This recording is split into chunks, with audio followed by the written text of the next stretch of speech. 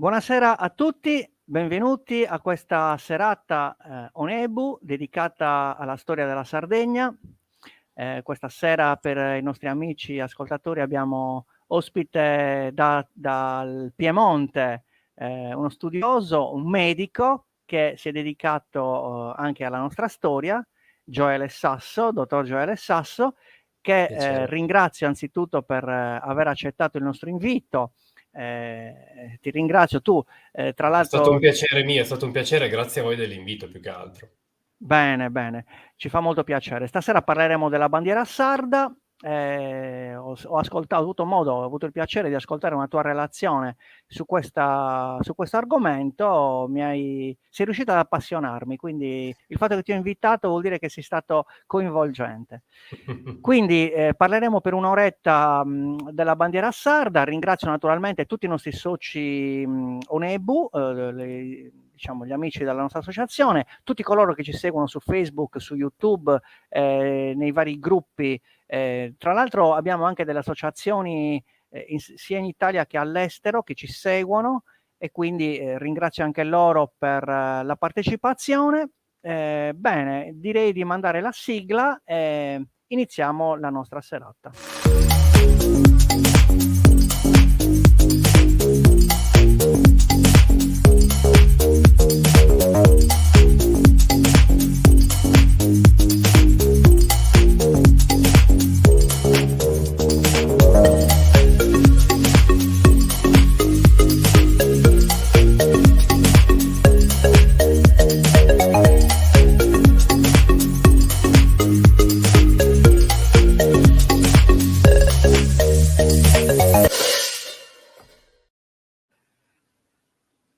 Bene, eccoci qua, siamo pronti a questa diretta. Ringrazio ancora Gioele Sasso dal Piemonte. Insomma, dove sei tu, Gioele, in questo momento? Nell'Astigiano, vicino ad Asti.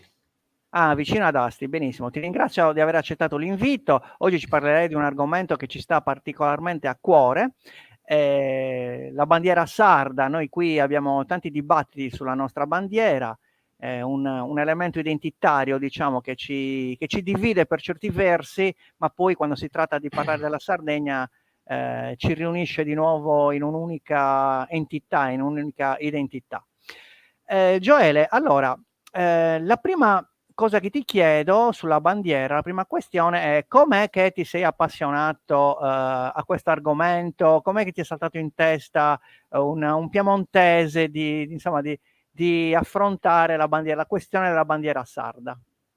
Vabbè, io sono un medico, sono anche un appassionato di storia e da qualche anno gestisco un canale YouTube che si chiama proprio La Biblioteca delle Sarde, in cui parlo di storia e cerco di farlo da appassionato per altri appassionati. Cioè, io sostanzialmente racconto parti della storia proprio cercando di essere il più semplice possibile. E lo faccio perché appunto sono affascinato dalle storie particolari.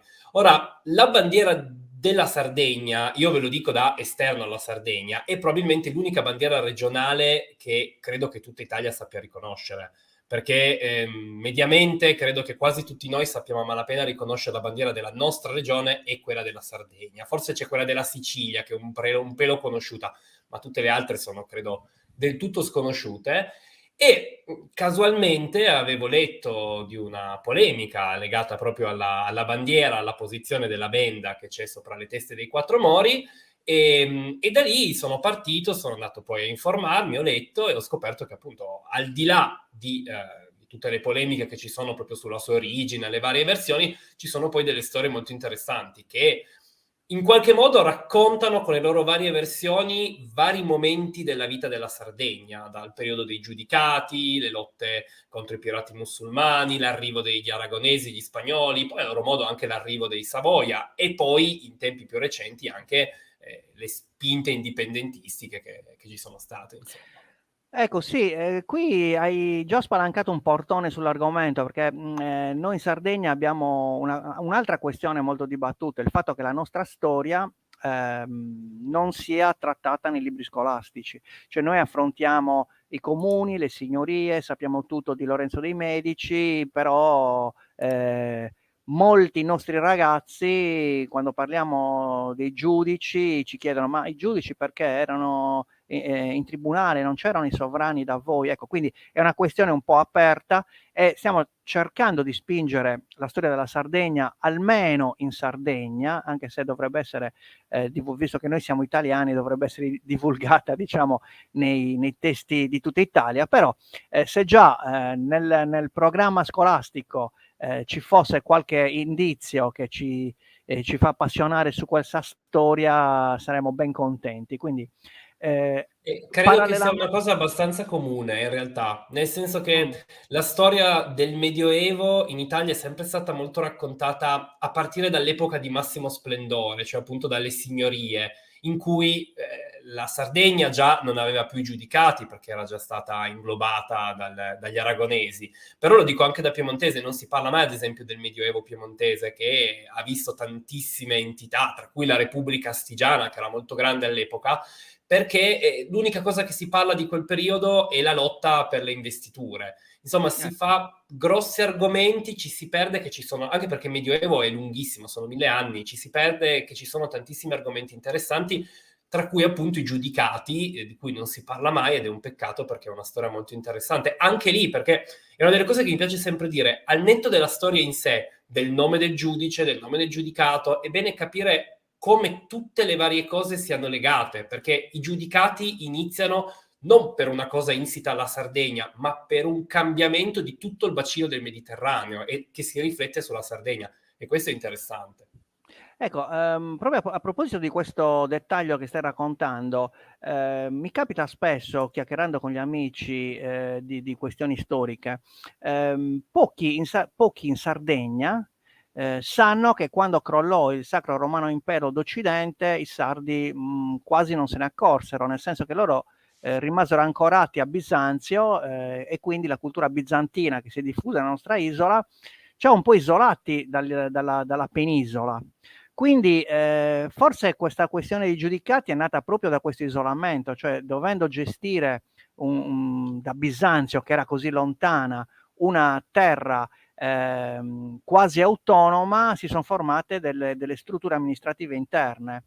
Però questo argomento, ripeto, non viene divulgato, non è conosciuto, si pensa che quando è crollata Roma è crollata anche la Sardegna.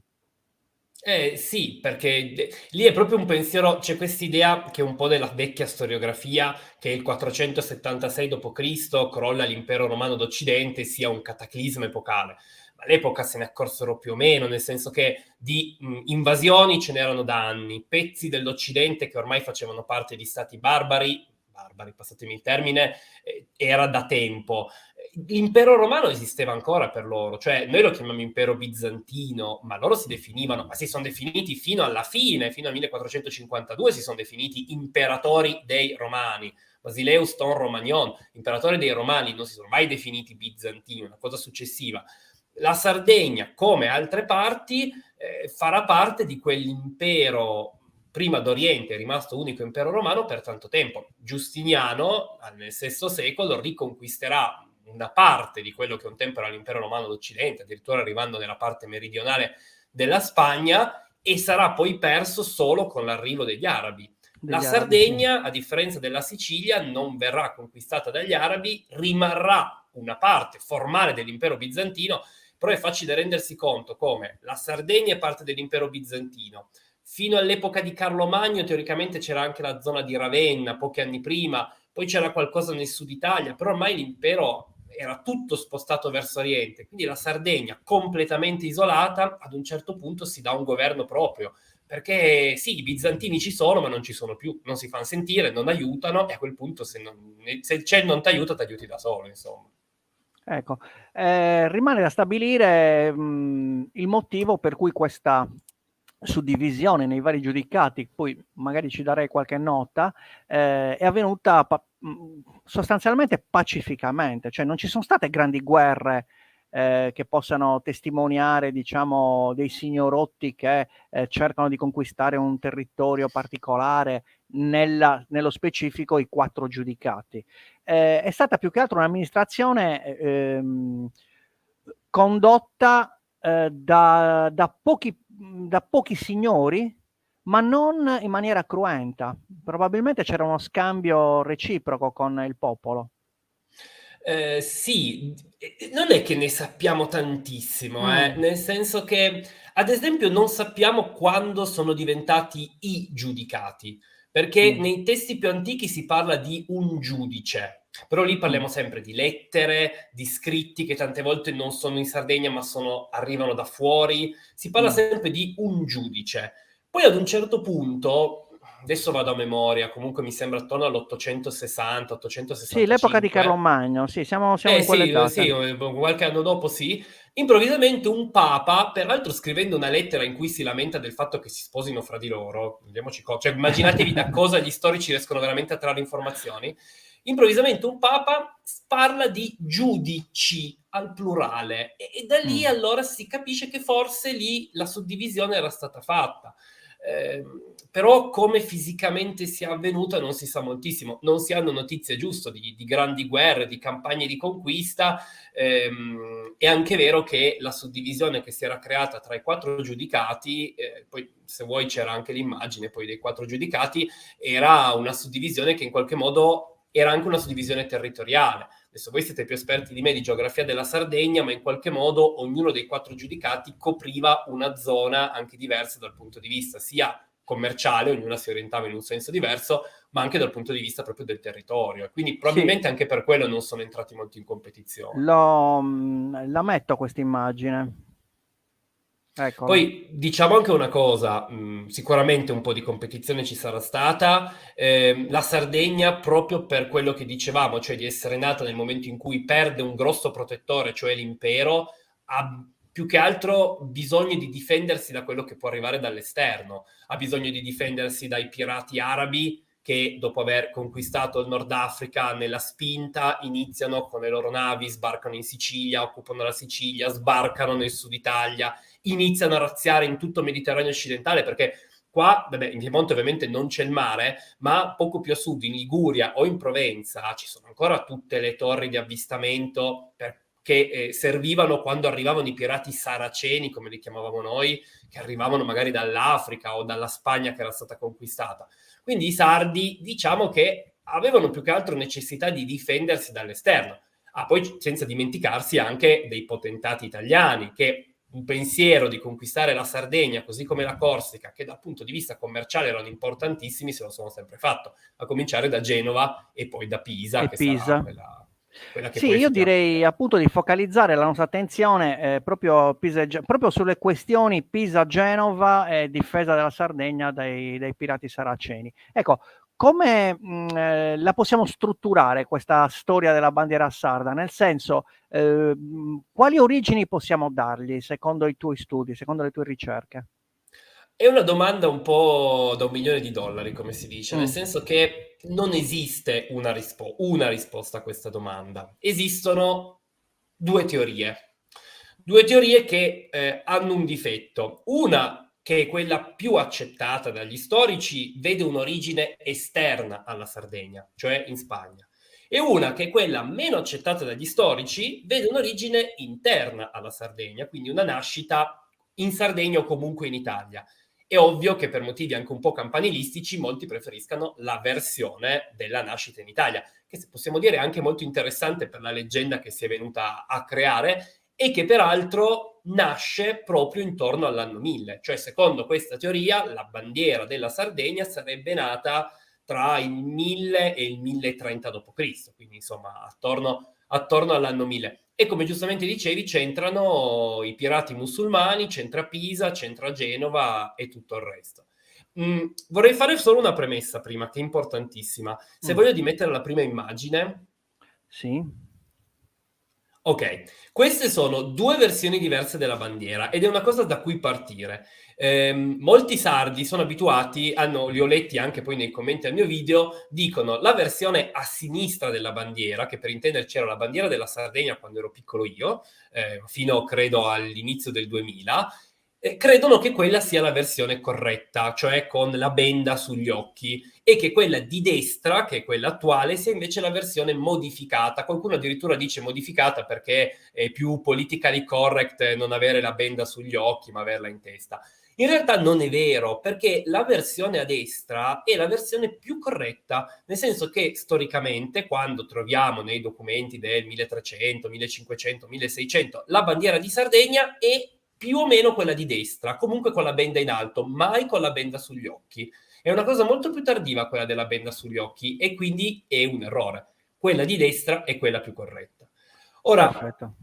com'è la storia? Ve la faccio semplice per non allungarvi troppo, ma è una storia veramente molto interessante dal punto di vista della storia in sé.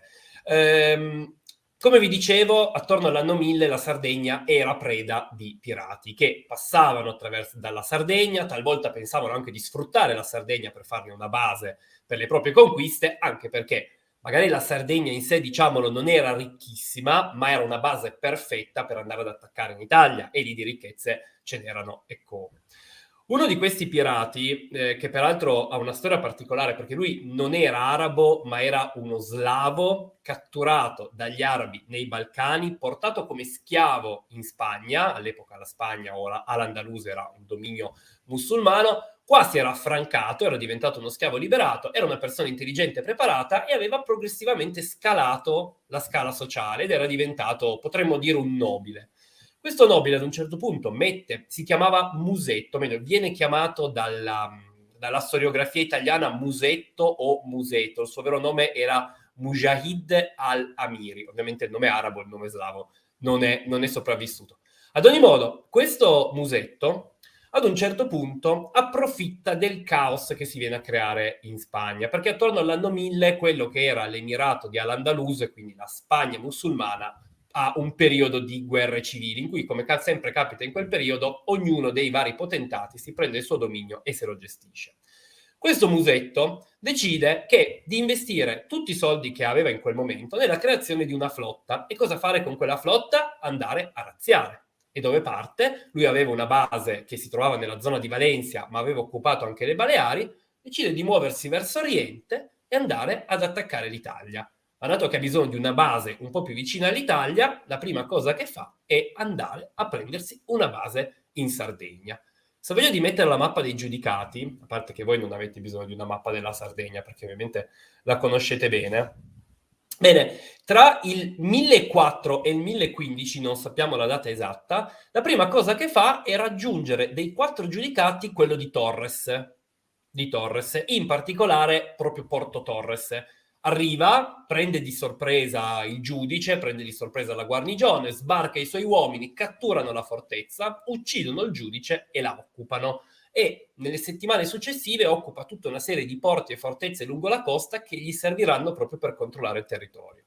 Quando questo succede, non è che gli altri potentati sardi non si preoccupano, tutt'altro. Gli altri giudicati dicono: sono arrivati, hanno occupato quella città, prepariamoci casomai dovessero venire ad occupare anche noi. In realtà le cose non vanno così, perché Musetto e i suoi uomini, come dicevo, avevano altri obiettivi e il loro obiettivo era arrivare in Italia. E la prima cosa che fanno, arrivano in Italia e attaccano una delle città più ricche del periodo, cioè Pisa. Ora, Pisa, Repubblica Marinara, grande flotta che teoricamente avrebbe dovuto proteggerla dagli arabi. E peccato che in quel momento la flotta fosse verso il sud Italia a dar la caccia ad altri pirati. Quindi Musetto arriva, razzia la città, non si sa bene se razzi la città o il contado, si rimbarca e se ne torna in Sardegna. Insomma, fino adesso le cose erano andate abbastanza bene. Musetto, però ovviamente non si accontenta. E quindi cosa fa? Passa qualche settimana, passa qualche mese e parte per una nuova razzia. Questa volta va a colpire nella zona della Lunigiana, che per chi non lo sapesse è la zona che c'è al confine tra la Liguria e la Toscana, chiamata così perché una volta lì c'era una città romana che si chiamava Luni e che adesso non c'è più. Mentre Musetto razzia nella zona, però, qualcosa intanto è cambiato. Perché? I pisani sono arrabbiatissimi perché gli ha razziato la città. I genovesi, che ovviamente ce l'hanno alle porte, contenti non sono.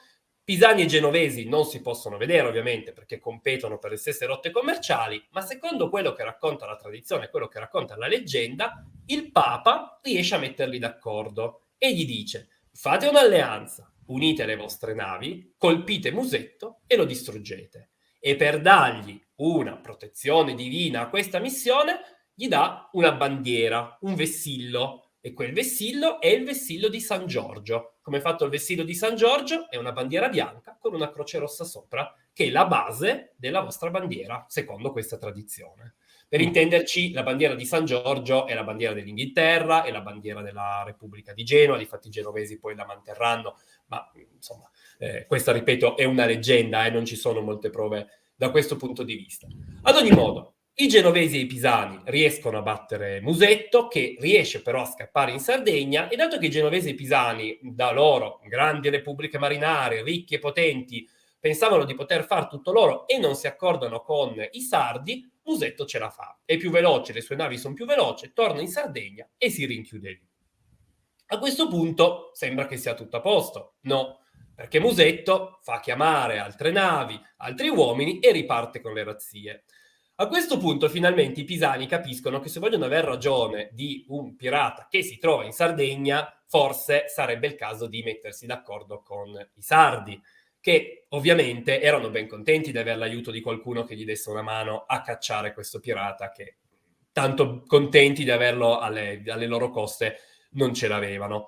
Quindi cosa succede? Che i pisani si alleano con i sardi, insieme mettono insieme una flotta, attaccano Musetto, lo scacciano, ricatturano le fortezze e per la prima volta la bandiera dell'alleanza, quindi la bandiera di San Giorgio, diventa anche una bandiera utilizzata in Sardegna.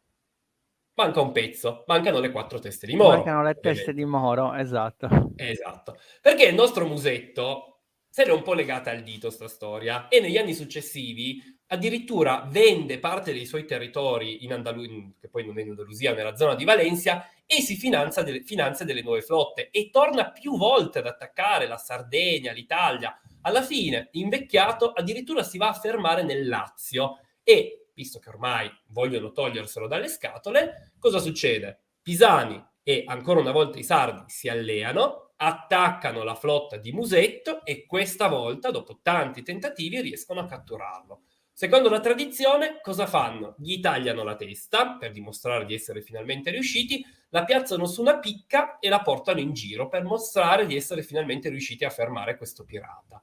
E i sardi sono talmente contenti di questo risultato, che finalmente li liberava da questa minaccia che ormai, quando muore Musetto, durava da 30 anni. Cioè, immaginate di vivere 30 anni sotto la paura che ogni tanto arrivi una flotta di pirati per conquistarti, per razziarti, per far schiavi i tuoi figli, le tue mogli, insomma. E sono così contenti che, secondo la tradizione, disegnano sulla bandiera di San Giorgio proprio le 4 teste. Perché 4 teste? Non si sa. Secondo la tradizione, perché i giudicati erano 4 e volevano simboleggiare che tutti e 4 i giudicati avevano partecipato a questa missione per distruggere il pirata, oppure Ecco, semplicemente perché c'erano 4 spazi. Quindi, in base a ciò che ci hai appena raccontato, possiamo pensare alla bandiera come, diciamo, la croce di San Giorgio, quindi fondo bianco con la croce rossa, e all'interno noi vediamo quadruplicata la testa di Musetto, Esatto. per rappresentare una testa per ogni giudicato. Questa è la tradizione, questa è una delle storie che ci racconterai stasera, perché ci farai vedere anche altri punti di vista. Poi i nostri ascoltatori naturalmente se ne faranno una ragione. Intanto ti faccio vedere una domanda alla quale io personalmente non so rispondere, però magari tu hai sentito qualche indizio. Chiedono, ma nella versione più antica erano rivolti verso destra, qual è l'origine del ribaltamento? Cioè, perché adesso sono verso sinistra? È una bella domanda e ho trovato tantissime versioni di questo. È legato principalmente al fatto, è legato principalmente all'altra parte della storia, cioè quella che abbia un'origine esterna, in questo caso alla Spagna. Secondo Allora, alcuni il allora motivo... la racconteremo strada facendo, quindi. Beh, ma guarda, molto velocemente, Va bene, se la dai. versione spagnola è la più antica, le teste erano rivolte verso la Spagna perché guardavano verso la Spagna. Però è una spiegazione che francamente secondo me non sta molto in piedi, perché poi dipende da come metti la bandiera. Devo essere sincero e non credo ci sia una motivazione. Probabilmente il primo che l'ha disegnata l'ha fatta in quel modo e quando poi l'hanno modificata, probabilmente per motivazioni prettamente grafiche, l'hanno girata. Ho cercato all'epoca su tantissime fonti, non ho trovato nessuno che desse una spiegazione che avesse delle basi Sì, storiche verosimile. dimostrabili. Ok.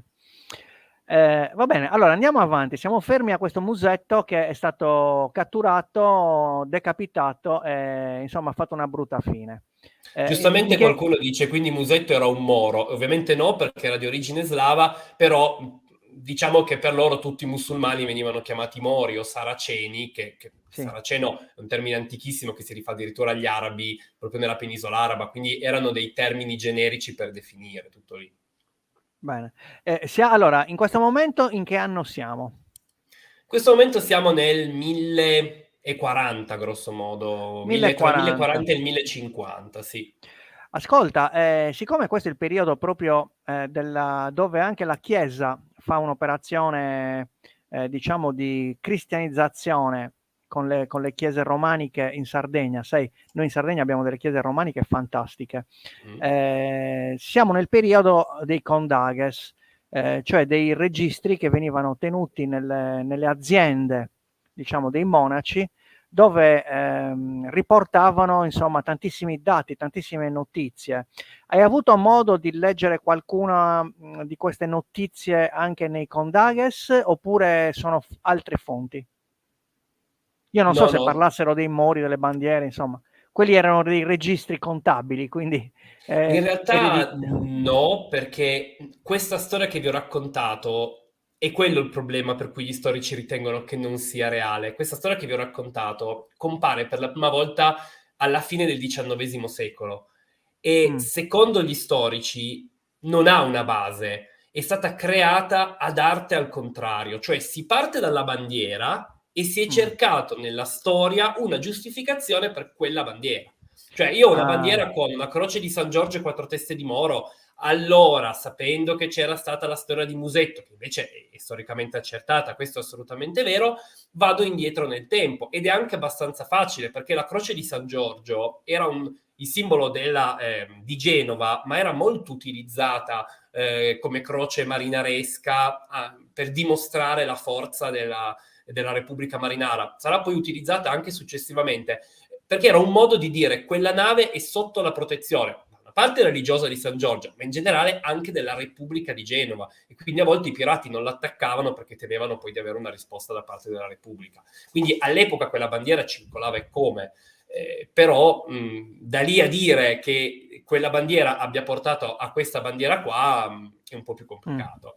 Per quanto Va bisogna bene. dire una cosa, la benda si presta bene, perché in effetti può sembrare che sia un marinaio piuttosto che un pirata o qualcosa del genere.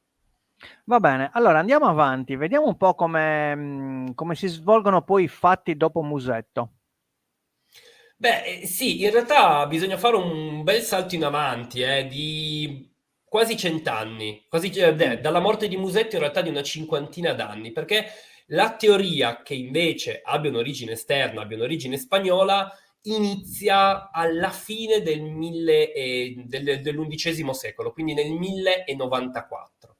Ora, ve l'ho Mm. detto prima, la Spagna, immagino che molti di voi lo sappiano, all'epoca era occupata per buona parte dai domini musulmani, che stavano già iniziando a retrocedere, cioè i regni cristiani stavano già iniziando a espandersi, il regno di Castiglia, c'era il regno d'Aragona, stavano iniziando già a espandersi, ma insomma occupavano ancora una buona parte. Quegli anni lì in Spagna sono famosissimi perché sono gli anni in cui operava El Cid Campeador, che è il grande eroe spagnolo della Reconquista, che poi in realtà ha una storia molto più intricata perché addirittura combatté a favore degli arabi contro i cristiani per dei periodi, quindi insomma è stato un po' mitizzato a posteriori, ma in quello è il periodo per intenderci. Ad ogni modo, secondo quanto si racconta, ed è ovviamente anche questa un incrocio tra realtà e leggenda, nel 1094 l'allora re d'Aragona, che si chiamava Sancho Ramirez, decide di muovere guerra contro il suo vicino, che era l'emiro di Saragozza, e siamo proprio nel nord della Spagna. L'emiro di Saragozza aveva tutta una serie di territori, tra cui una fortezza che era la fortezza di Huesca. Quando mette sotto assedio Huesca, l'assedio dura 2 anni, fino al 1096, tanto che il nostro Sancho addirittura muore e viene sostituito dal figlio Pietro. L'Emiro di Saragozza inizialmente pensa che la fortezza reggerà. Capite che nel Medioevo molte volte le fortezze erano quasi imprendibili, nel senso che gli eserciti ci rimanevano sotto per molto tempo, ma ad un certo punto poi quell'esercito andava rifornito, potevano scoppiare epidemie, e quindi tante volte erano un modo per controllare il territorio che senza permettere agli avversari di avanzare.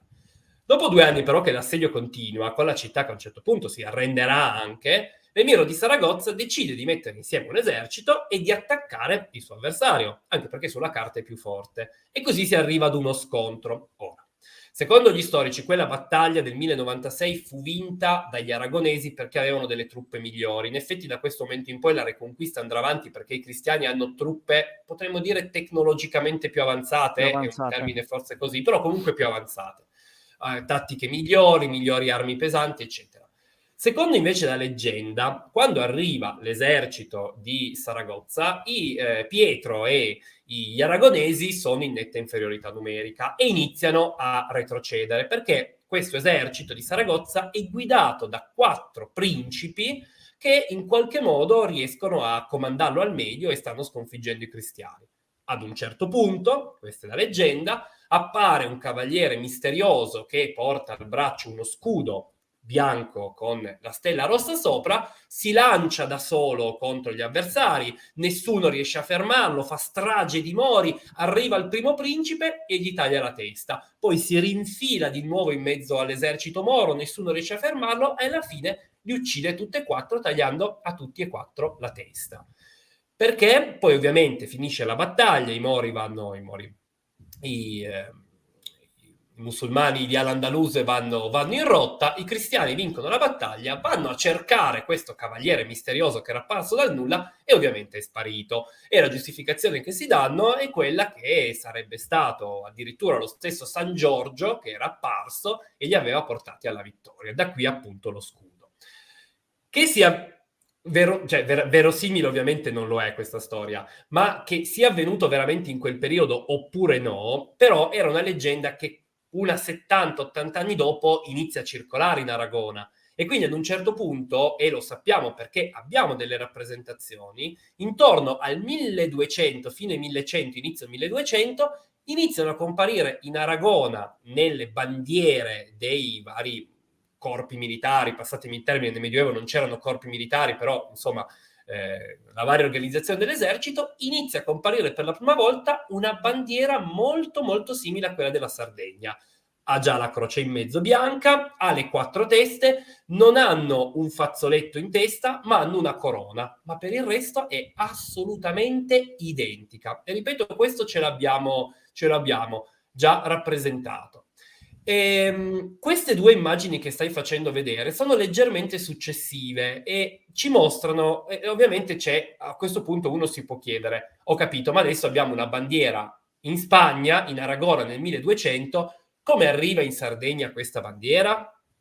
È una bella domanda.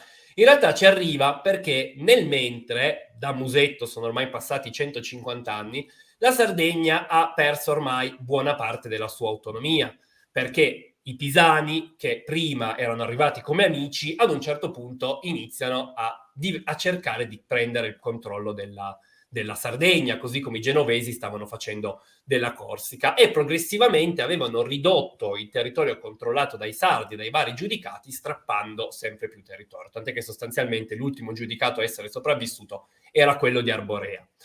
Nel 1321 gli aragonesi decidono, peraltro su mandato del Papa che gli aveva dato il titolo di re della Sardegna e della Corsica, decidono di andarsi a conquistare la Sardegna.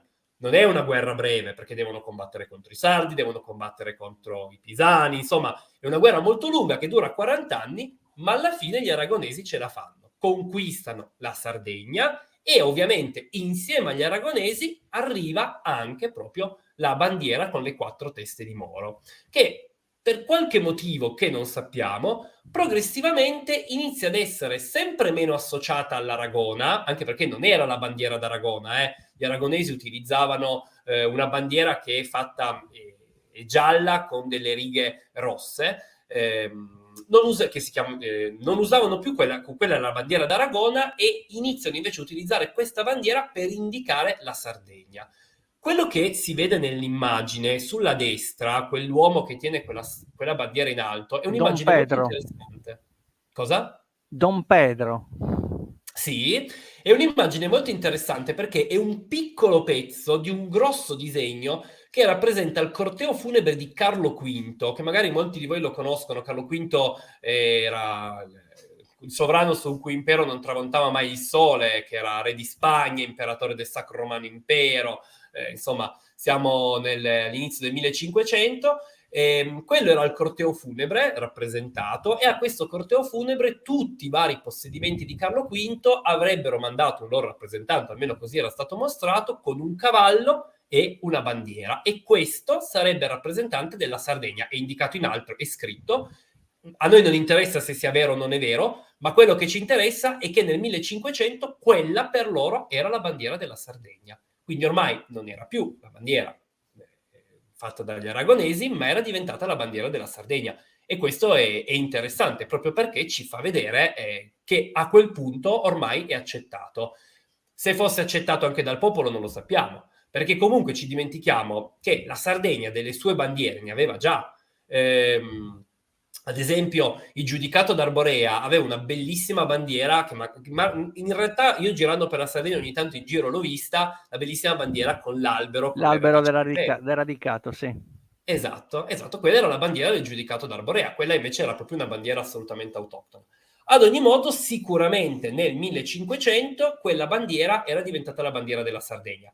Le corone, che in realtà anche nelle bandiere antiche aragonesi del 1200 sono rappresentate molto molli in testa, non vi immaginate una corona, sembrava quasi un cappello da giullare come era rappresentato, sono progressivamente diventate quelle fasce che si vedono nella bandiera, e così iniziano a essere rappresentati sempre. A questo punto c'è una curiosità, perché gli aragonesi non si fermano alla Sardegna, loro avevano ricevuto mandato dal Papa del regno di Sardegna e Corsica, e difatti provano a conquistare anche la Corsica, ma lì la resistenza dei genovesi è più forte, anche perché nel mentre Pisa ha perso potere, Genova è cresciuta, e i genovesi riescono a impedire agli aragonesi, a parte un breve periodo, di conquistarla. Ma nel breve periodo in cui gli aragonesi mettono piede in Sardegna, creano, pare, anche una bandiera per la Corsica, che è molto simile, cioè prendono sostanzialmente la bandiera che hanno portato per la Sardegna, che sta diventando la bandiera della Sardegna, e ne mettono solamente un quadrato. Difatti la bandiera della Corsica è sostanzialmente un quadrato della bandiera della Sardegna. Con Immagino una che testa in mezzo, con la testa del moro in con la mezzo. testa in Hanno mezzo, solo una esatto. testa. Hanno solamente una testa, esattamente. Ovviamente in quel momento quella bandiera non attecchisce. Cioè, teniamo conto che poi la bandiera ovviamente non attecchisce, perché quella era la bandiera degli spagnoli, che però, degli aragonesi poi spagnoli, che però vengono cacciati dai genovesi. Quindi in quel momento la bandiera della Corsica era la bandiera normalissima della Repubblica di Genova. Cosa succede? Beh, succede che la Sardegna per anni segue il destino della corona spagnola, segue il destino della corona spagnola fino a quando nel 1720 la Sardegna diventa dominio dei Savoia. Ogni tanto mi è capitato che qualcuno chiedesse come hanno fatto i Savoia a conquistare la Sardegna. L'hanno scambiata, fa ridere, ma l'hanno scambiata con la Sicilia, perché i Savoia avevano ottenuto da una pace, la pace di Utrecht, la Sicilia, e ad un certo punto decidono di scambiarla con la Sardegna. Penso per ovvie motivazioni di vicinanza territoriale. La Sicilia era probabilmente molto più difficile da gestire per il regno di Sardegna, che allora era veramente molto piccolo, e con la Sardegna diventano appunto regno di Sardegna, e decidono di mantenere la bandiera, che l'abbiano trovata perché era stata creata in Sardegna nel 1000, che l'abbiano trovata perché era arrivata con gli aragonesi nel 1300, non importa, ma decidono di mantenere la bandiera di Sardegna, quella che vediamo, e quindi il risultato è che dall'epoca dei Savoia la bandiera inizia ad essere quella per indicare appunto la Sardegna. Aspetta un Ora, attimo, Gioele, ti vai. interrompo un attimo perché c'è un'osservazione molto interessante di Gerolamo, che torna un po' indietro nel tempo e dice questo: Sardegna e Corsica baluardi contro la conquista araba in Europa. Sì, sì, è vero, è vero. Sì, grazie ovviamente anche all'aiuto delle repubbliche marinare, che erano quelle Pisa e che avevano Genova le che si flotte più sono, grandi, certo, sì, certo. però assolutamente vero. In realtà è difficile pensare... Allora, non c'è stato veramente un momento in cui è pensabile che i pirati musulmani potessero stabilirsi in maniera definitiva nel sud dell'Europa, per intenderci nella zona della Provenza piuttosto che in Liguria. Ci furono dei periodi in cui vennero creati dei piccoli potentati musulmani che resistettero a volte 10-20 anni, ma erano ovviamente molto lontani, soprattutto nel periodo in cui gli arabi erano ai Pirenei e quindi ovviamente la distanza dal sud della Francia era limitata. Però sicuramente permettevano di avvistare, se gli arabi fossero riusciti a conquistare la Sardegna e la Corsica, gli attacchi contro la terraferma sarebbero stati decisamente più forti. Voi pensate che gli arabi avevano conquistato la Sicilia, ad un certo punto conquistarono anche la parte meridionale della Calabria, si spinsero in Calabria, insomma, la parte meridionale dell'Italia, e da lì riuscivano a condurre delle campagne contro la città di Roma. Cioè ci sono stati dei tentativi di saccheggio, anzi quasi dei veri e propri saccheggi della città di Roma fatti durante il Medioevo da parte di pirati arabi, che è una cosa incredibile, è una cosa incredibile di cui ogni tanto ci si dimentica, ma questo perché ovviamente potevano partire dalla Sicilia, potevano partire da alcuni porti in Calabria, addirittura avevano dei porti in Campania e spingersi verso Roma, oltre che minacciare ovviamente tutto il resto del sud. Ascolta, ho anche questa slide da mostrare. E questa slide era per far vedere un po' com'era la situazione al momento in cui sarebbe stata creata la bandiera, se fosse stata creata in Sardegna. Come potete vedere, tutta la parte sud-est era in mano in quel momento agli arabi, che potevano spingersi. Peraltro questa mappa, che è l'unica che ho trovato in italiano, è sbagliata perché mostra la Sardegna come se fosse un potentato arabo, in realtà non lo fu mai, e quindi è ovviamente sbagliata. Vedete però, perché è interessante quello che diciamo prima sull'impero bizantino o sull'impero romano, che sarebbe in realtà più corretto. Vedete che qua controllavano ancora il sud Italia, ma la rotta verso la Sardegna era interrotta dal fatto che gli arabi controllassero la Sicilia. Quindi la Sardegna si trovò isolata. È uno dei casi in cui bisogna dire, trovatisi isolati, riuscirono a mantenere la loro autonomia, cosa che invece altri territori bizantini non fecero. C'è da dire che all'epoca molti territori non amavano molto stare sotto Bisanzio, perché Bisanzio voleva dire tasse, tasse, tasse. È un problema un po' atavico dell'impero romano. Fin dal III secolo, molti territori dell'impero III secolo, quindi quando c'era proprio ancora l'impero romano vero e proprio, tanti territori si ribellavano perché c'erano troppe tasse da pagare. Pensate che quando gli arabi arrivarono in Egitto, gli arabi che erano nella fase di espansione, molti gli aprirono le porte, un po' perché l'Islam era considerato essere un'eresia del cristianesimo, quindi niente di così strano, un po' perché gli arabi chiedevano meno tasse e quindi piuttosto che continuare a farsi spennare dall'impero romano di Costantinopoli, preferivano gli arabi. Questo fa un po' capire le cose e questo spiega anche il perché riuscirono ad espandersi così rapidamente. E invece la Sardegna resistette, bisogna dargliene assolutamente merito. Bene, siamo arrivati quindi al passaggio ai Savoia.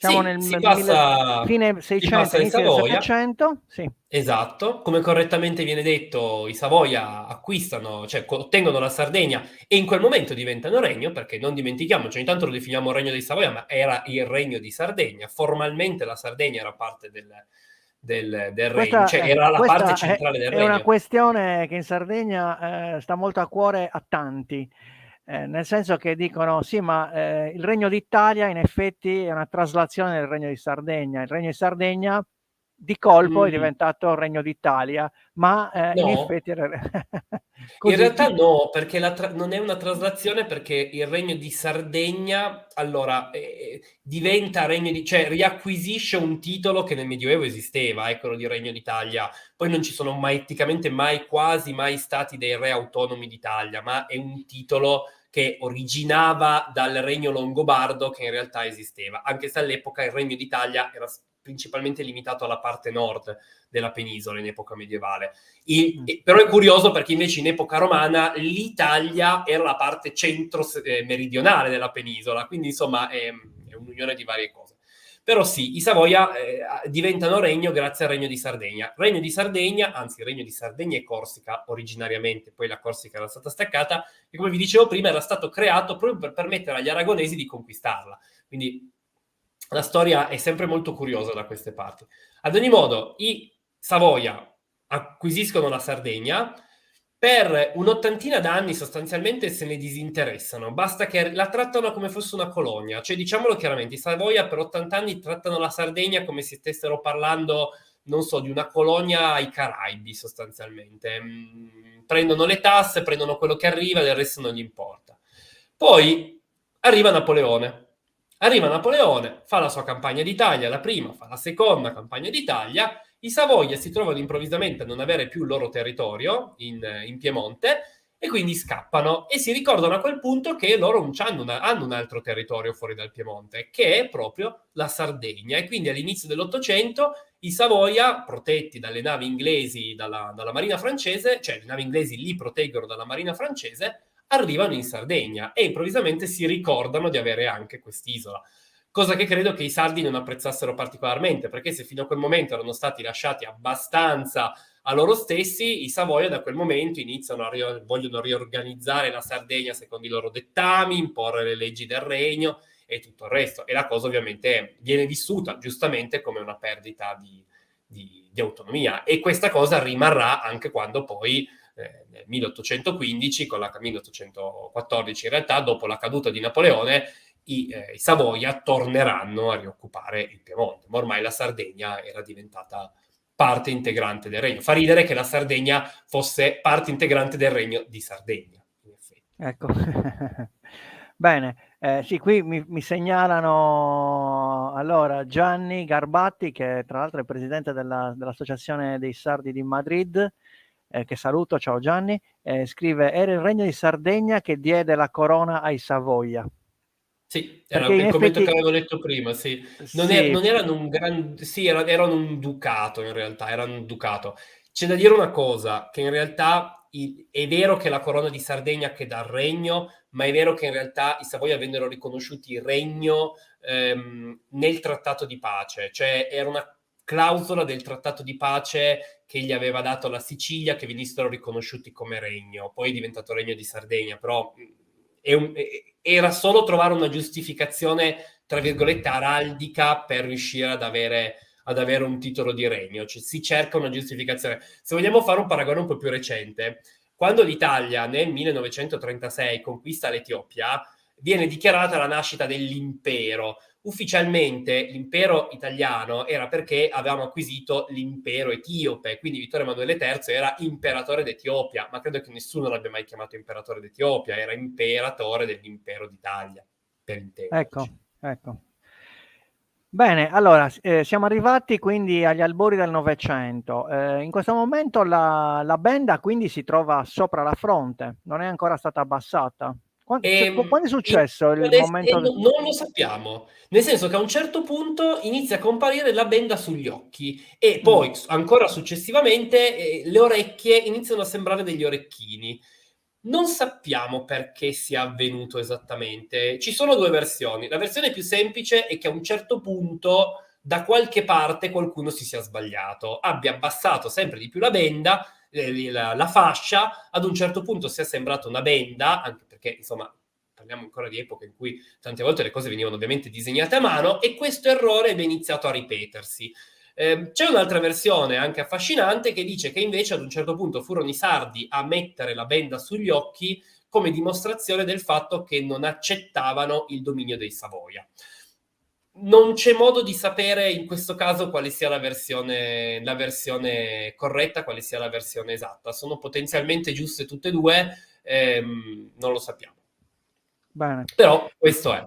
Però in quel momento, appunto, quella era la bandiera che ancora tutti riconoscevano alla Sardegna, che però non era così tanto usata all'epoca, anche perché siamo in un'epoca, metà dell'Ottocento per intenderci, in cui si sta facendo il Regno d'Italia e quindi all'interno del regno non erano così favorevoli all'utilizzo di simboli regionali.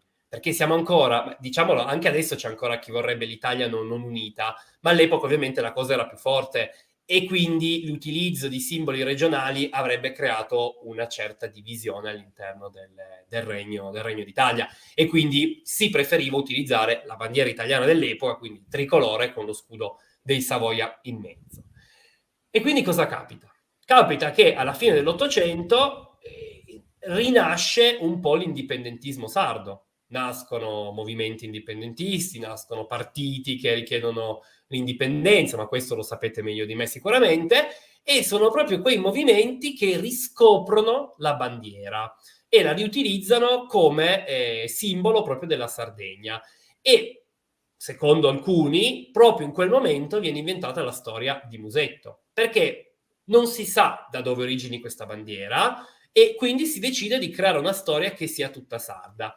Abbiamo però degli scritti di storici dell'epoca, sardi, storici sardi, che quando iniziò a circolare questa storia legata al pirata, alla testa del pirata tagliata, eccetera, iniziarono a dire: guardate che forse non è così, perché quella bandiera forse è arrivata con gli spagnoli. Quindi già all'epoca iniziò la discussione di chi diceva no, è originaria della Sardegna, e chi diceva no, invece è arrivata con gli spagnoli. Con gli aragonesi, sì.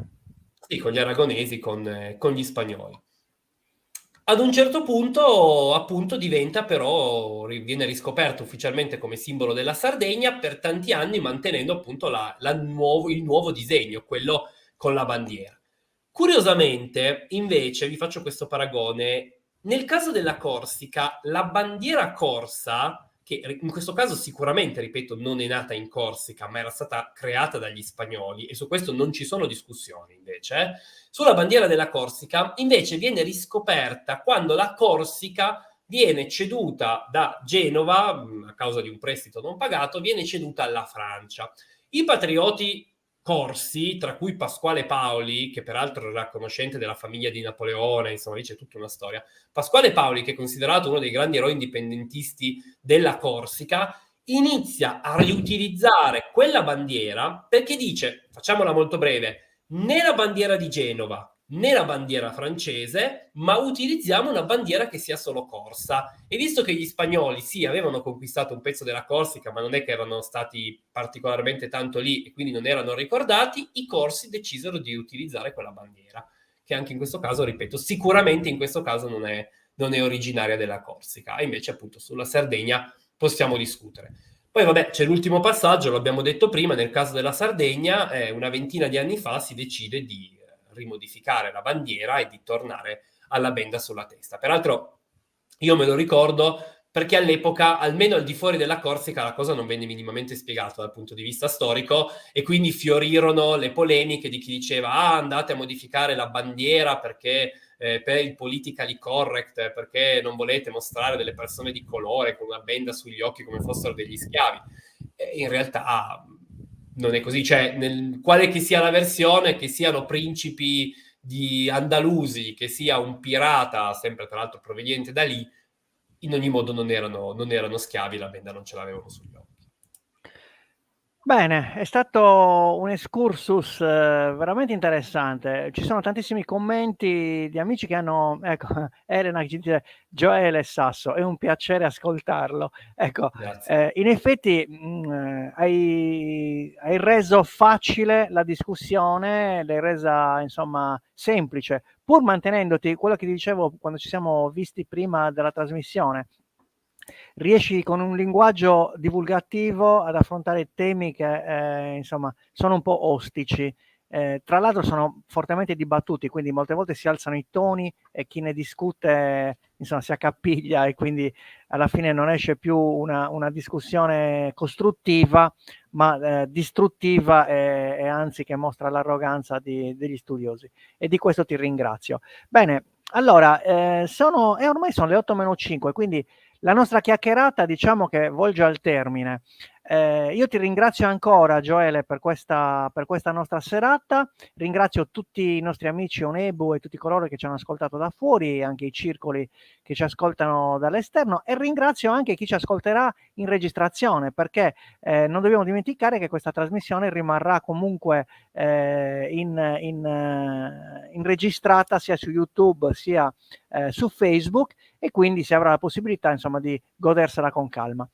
Venerdì prossimo avremo un archeologo della Università di Sassari, il nostro amico Michele Guirguis, che ci parlerà del periodo, diciamo, del primo ferro, le integrazioni fra i commercianti fenici e insomma le popolazioni locali, quindi sardi.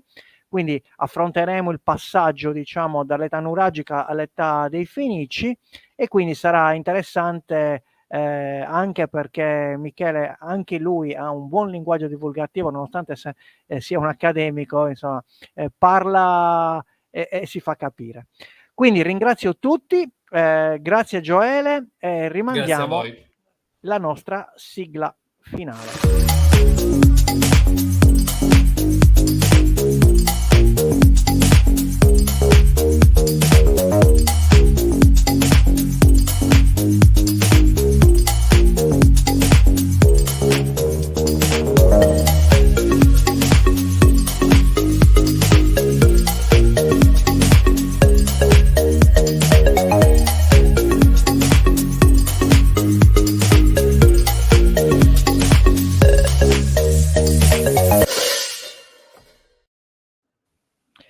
Ciao a tutti, buona serata.